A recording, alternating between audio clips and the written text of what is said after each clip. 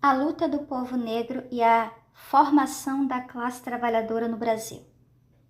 As leituras eurocêntricas estabelecem como marco na formação da classe trabalhadora e da própria luta de classes no Brasil as políticas de estímulo à migração de trabalhadores europeus no final do século XIX e início do século XX.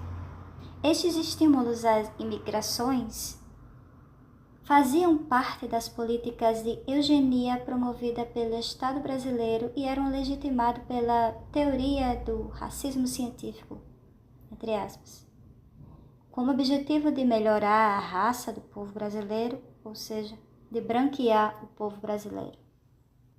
Entretanto, as lutas e as formas de organização da classe trabalhadora começaram muito antes, considerando o aspecto estruturante da escravidão dos africanos. Encontramos na resistência negra, assim como na resistência indígena, as origens das lutas da classe trabalhadora no Brasil. Certamente, os quilombos assumem um lugar central na resistência negra contra a escravidão e a dominação colonial. Destaque para o quilombo de Palmares, cuja resistência se estendeu por cerca de 100 anos.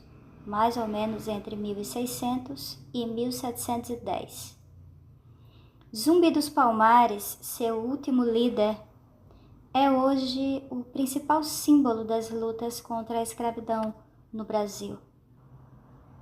A autodefesa negra com o desenvolvimento da capoeira também foi marcante nas lutas contra os senhores de escravos. Símbolo da cultura negra, a capoeira foi desenvolvida pelo povo negro como parte da luta contra a escravidão. Praticamente nos quilombos e nas senzalas, a capoeira pode ser considerada uma das primeiras expressões da autodefesa do povo. Os movimentos insurgentes no Brasil do século XIX foram protagonizados pelo povo negro. Cabanagem, de 1835 a 1840, a rebelião armada dos cabanos, população pobre que morava em casas cobertas de palha, contra as autoridades locais e contra o poder imperial e escravocrata, que reuniu escravos, índios, lavradores e trabalhadores livres. Ocorreu onde hoje é o atual estado do Pará, a Balaiada, de 1838 a 1841. Revolta armada de trabalhadores escravos e livres dos atuais estados do Maranhão e Piauí, resultante do antagonismo entre os senhores de terras e escravos, de um lado e do outro lado, os balaios, ou seja, os negros, índios, escravos, vaqueiros, artesãos e lavradores. A Revolta do Malês, 1835, plano de sublevação dos escravos arquitetado por negros de origem islâmica na Bahia, a Revolta Escrava do Vale do Paraíba, 1838, a qual Manuel Congo liderou a rebelião escrava na cidade de Vassouras, no Rio de Janeiro. Ao contrário das afirmações eurocêntricas, primeiras greves no Brasil não foram organizadas pelos trabalhadores assalariados livres, pois as primeiras foram as greves negras, ocorreram ainda no período escravocrata. No final da década de 1820, trabalhadores negros, escravos e livres paralisaram a fábrica de pólvora em Ipanema, na cidade do Rio de Janeiro. Em 1854, os trabalhadores escravos da fábrica de velas e sabão da Gamboa, também no Rio de Janeiro, se revoltaram contra o industrial senhor de escravos Joaquim da Rocha Paiva, paralisando suas atividades. Em 1857 foram deflagrados as greves negras em Salvador. Os trabalhadores negros de ganho, cativos e libertos paralisaram por 2 semanas o porto e os sistemas de abastecimento e transporte da cidade.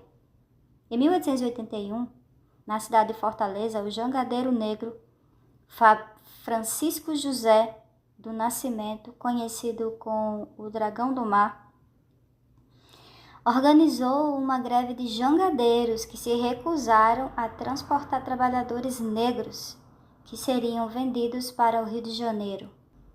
Nas organizações de trabalhadores do século XIX, associações operárias e de socorro mútuo eram formadas por trabalhadores escravos e livres. A greve organizada pela Associação dos Tipógrafos do Rio de Janeiro de 1858 teve a participação de cativos e livres.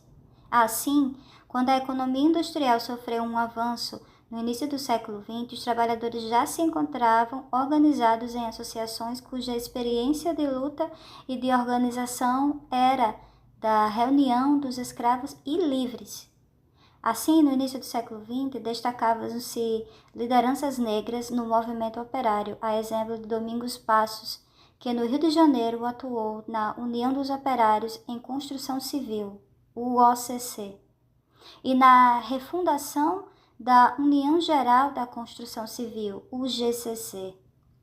Em abril de 1917, e de Armando Gomes, que organizou a Liga Humanitária Homens de Cor, organização negra da cidade de Campinas, um dos líderes da greve geral de 1917. Ferido durante o enfrentamento entre a polícia e os trabalhadores ferroviários no episódio da Porteira do Capivara e preso durante a greve de ferroviários de 1900. Percebe-se que as lutas negras marcaram a história da resistência contra o sistema escravocrata, contra a colonização e contra o regime imperial. Da mesma forma, o povo negro foi protagonista tanto na deflagração das primeiras greves, como na fundação das primeiras associações operárias. Portanto, pode-se concluir que a história da luta de classes no Brasil, sofreu um processo de branqueamento, isto é, a adoção de concepções eurocêntricas produziu os seguintes efeitos. Primeiro, as lutas dos trabalhadores escravos, mesmo depois da Revolução Industrial, eram consideradas lutas pré-capitalistas. Segundo, os trabalhadores cativos não foram considerados parte da classe trabalhadora. Terceiro, o protagonismo negro nas greves e nas organizações operárias foi silenciado.